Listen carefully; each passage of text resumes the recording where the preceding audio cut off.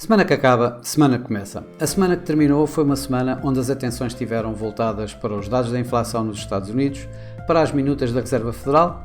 para mais o início de uma época de resultados e em que o FMI reviu em baixa o crescimento global, levantando uma vez mais receios em torno de uma possível recessão. Nos Estados Unidos, os dados da inflação foi de facto o mais importante, que mostraram que os preços caíram de 6% para 5% no passado mês de março, ligeiramente abaixo ainda daquilo que os mercados esperavam, que esperavam entre uns 5,1% e os 5,2%, com a inflação core a elevar-se de 5,5% para 5,6%, exatamente em linha com o esperado. As minutas do Banco Central revelaram que os membros da FOMC ainda colocaram a hipótese de manter as taxas inalteradas na última reunião, mas acabaram por o fazer aumentar em 25 pontos base e os dot plot, as projeções para a taxa máxima, digamos, deste ciclo, acabar por ficar acima, inclusive, do atual nível, em que se está ligeiramente acima dos 5%, essa mesma projeção. Isto levou, de facto, a uma discussão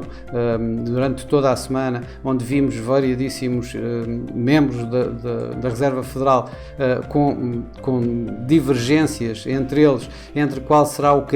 próximo caminho nos Estados Unidos, apontando para, obviamente, praticamente todos para 25 pontos base de aumento na próxima reunião, mas aqui o problema estará já depois mais de quando o começar de cortes e o tempo, qual será o tempo em que a taxa máxima dos Fed Funds se manterão aos níveis máximos a que chegaram nestes últimos dias. Também houve uma discussão acesa dentro dos membros do Banco Central Europeu durante esta semana, mas muito mais agressivos, digamos, do que os seus companheiros da Fed. Aqui o problema está, ou a dicotomia está, entre se sobem 25 ou 50 pontos já na próxima reunião e se a taxa máxima do Banco Central Europeu, do euro, se vai manter por mais 50 pontos a partir do momento em que estamos agora, ou mesmo mais 75 pontos.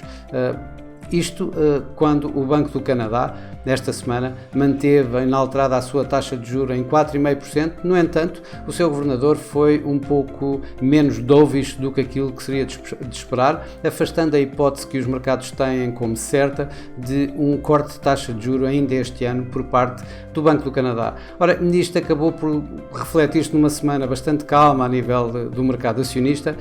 e com ganhos praticamente em todas as áreas. O índice Dow Jones foi o que mais ganhou nos Estados Unidos, ganhando cerca de 1,2%, e o Nasdaq o que menos avançou e ganhou à volta de 0,3%. Na Europa também foi uma semana de ganhos, em que no topo da tabela, a liderar, tivemos o índice francês a ganhar cerca de 2,6% e, por outro lado, tivemos o DAX como um dos principais índices a ganhar menos, com cerca de 1,3%. Também na Ásia os ganhos foram praticamente generalizados, em que na China foi o mercado que menos ganhou, com o Xangai Composite a ganhar cerca de 0,3% e o Nikkei foi o que mais ganhou, ajudado por um iene mais fraco, a ganhar cerca de 3,5%. Por cá, por Portugal, o PSI 20 teve bastante abaixo da média europeia, avançando 0,5%, cerca de 0,5%, com o BCP a liderar os ganhos acima de 8,5% e a EDP a liderar as perdas, por outro lado, perdendo um pouco mais do que 2%. No mercado cambial, de facto, o dólar foi o mais atingido, em que tivemos o euro-dólar de volta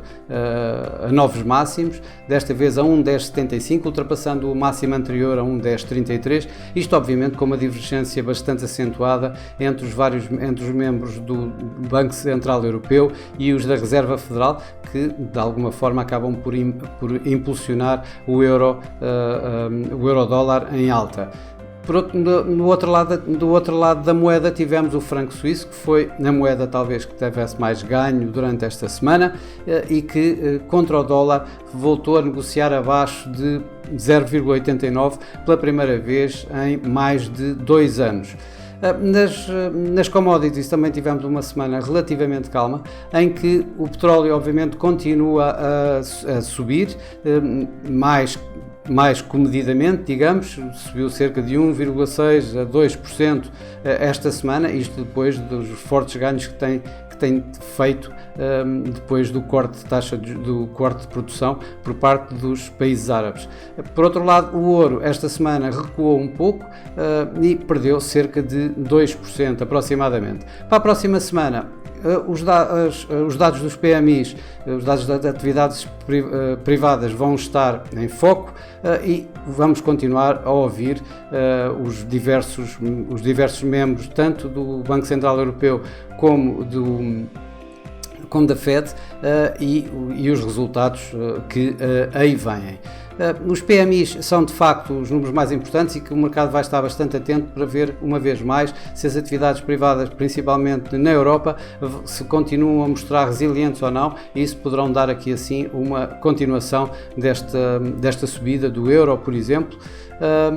Também temos outros dados económicos relativamente importantes, como por exemplo o PIB na China, os mercados de trabalho, dados do mercado de trabalho no Reino Unido e dados da inflação, uma vez mais, mas desta vez no Reino Unido, no Canadá e na China. Teremos também as minutas do Banco Central Europeu, que poderão dar uma ajuda para tentarmos ver qual foi a discussão ou quanto foi a discussão acentuada entre a ala mais agressiva e a ala mais branda do Banco Central Europeu, para tentarmos ver, inclusive, qual é a possibilidade de termos para já um aumento de 25 pontos ou um aumento de 50 pontos na próxima reunião. Obviamente que com o período de silêncio cada vez mais próximo nos Estados Unidos, vamos ter a oportunidade de ouvir uma vez mais uma série de membros do FOMC falar durante esta semana, em que vão uma vez mais publicamente dar as suas opiniões, e no mercado vai ver quanta divergência existe entre eles, tal como aconteceu na semana anterior. Por fim, vamos ter também mais resultados empresariais e fortes, que poderão, com empresas que por norma têm a capacidade de orientar os mercados num ou noutro sentido, e vamos ter mais grandes bancos norte-americanos a apresentar resultados, como o Bank of America, o Goldman Sachs, o Morgan Stanley e outras empresas que,